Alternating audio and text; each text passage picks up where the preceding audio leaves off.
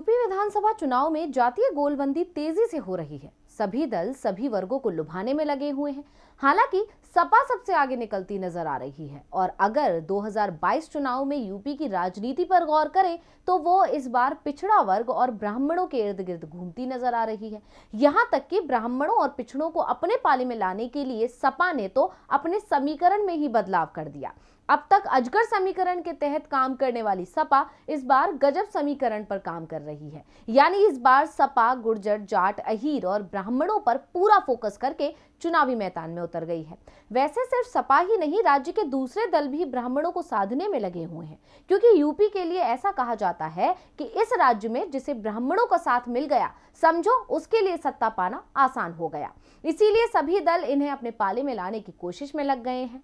हालांकि ब्राह्मण को कौन भाएगा ये तो चुनाव के नतीजे आने के बाद पता चलेगा, लेकिन अभी की स्थिति देखकर लग रहा है कि ब्राह्मणों का झुकाव सपा की तरफ हो रहा है और बीजेपी से ब्राह्मणों का मोह भंग हो चुका है। यूपी में अगर ब्राह्मणों की बात करें तो इनकी आबादी कुल 9 से 11% की है और अगर पूर्वांचल में ब्राह्मणों की बात करें तो इनकी संख्या 12 से 14% हो जाती है। ऐसे में सपा ये जिम्मेदारी पूर्वांचल के कदावर नेता और बाहुबली हरिशंकर तिवारी के विधायक बेटे विनय शंकर तिवारी को दी है। बताया जा रहा है कि विनय पिछले 1 महीने से इसकी तैयारी कर रहे थे, जिसका नतीजा ये निकला कि बलिया से लेकर गोरखपुर के छोटे बड़े 80 ब्राह्मण संगठन समाजवादी पार्टी को अपना समर्थन देने के लिए राजी हो गए हैं।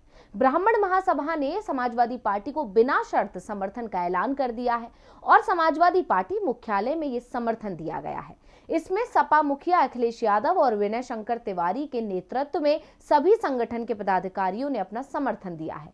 पूर्वांचल में ब्राह्मणों को साधने के लिए तिवारी परिवार को जिम्मेदारी देने के पीछे का एक बड़ा कारण यह भी है कि हरिशंकर तिवारी और योगी के बीच गोरखपुर में वर्चस्व को लेकर पुराना विवाद रहा है। ऐसे में यह भी माना जा रहा है कि तिवारी परिवार के लिए यह अपनी ताकत दिखाने का भी एक मौका है। अब तिवारी परिवार इन संगठनों से समर्थन दिलवाकर अपनी राजनीतिक ताकत भी सपा मुखिया के सामने दिखाना चाहता है।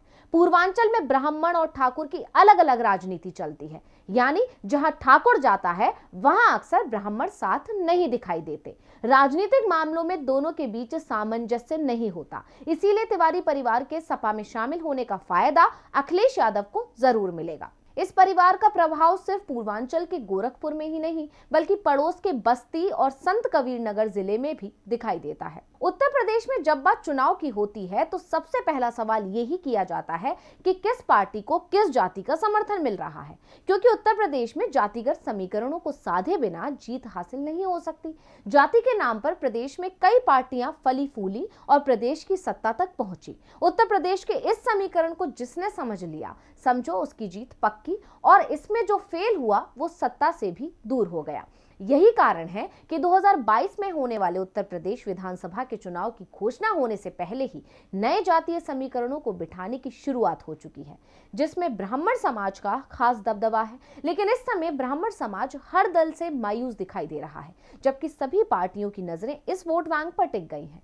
सभी दलों के लिए ये सत्ता की चाबी से कम नहीं है। यूपी के जातीय समीकरण की बात की जाए तो करीब 9% ब्राह्मण हैं, करीब 1 दर्जन जिलों में इनकी आबादी 20% से ज्यादा है और इनमें से अधिकतर जिले पूर्वांचल में आते हैं। वाराणसी, चंदौली, महाराजगंज, गोरखपुर, देवरिया, जौनपुर, बस्ती, संत कबीर नगर, अमेठी, बलरामपुर, कानपुर, प्रयागराज में ब्राह्मण मतदाता 15% से ज्यादा है। अब पूर्वांचल के 12 जिलों में ब्राह्मण वोटरों की संख्या तो करीब 15% है। इसके अलावा पूरे प्रदेश में 112 सीट ऐसी हैं जहां ब्राह्मण मतदाता सीट जिताने की क्षमता रखते हैं।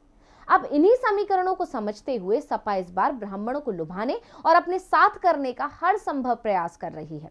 यही वजह है कि पिछले दिनों पार्टी की तरफ से भगवान परशुराम की मूर्ति स्थापित की गई थी।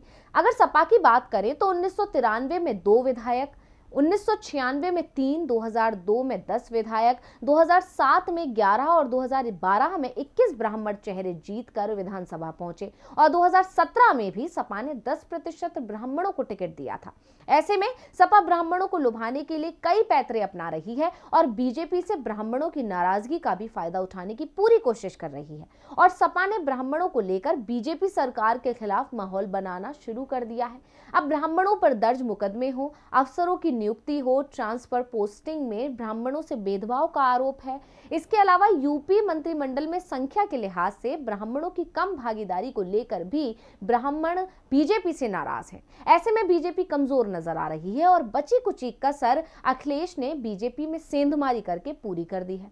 बदायूं के बिलसी से विधायक पंडित राधाकृष्ण शर्मा, प्रयागराज से विधायक शशांक त्रिपाठी, इन दोनों विधायकों में 3 बातें कॉमन हैं। पहली, ये दोनों बीजेपी नेता थे और दूसरी, दोनों ने 10 जनवरी 2022 को समाजवादी पार्टी का दामन थाम लिया था। और तीसरी बात जो सबसे अहम है वो ये है कि ये दोनों विधायक ब्राह्मण हैं।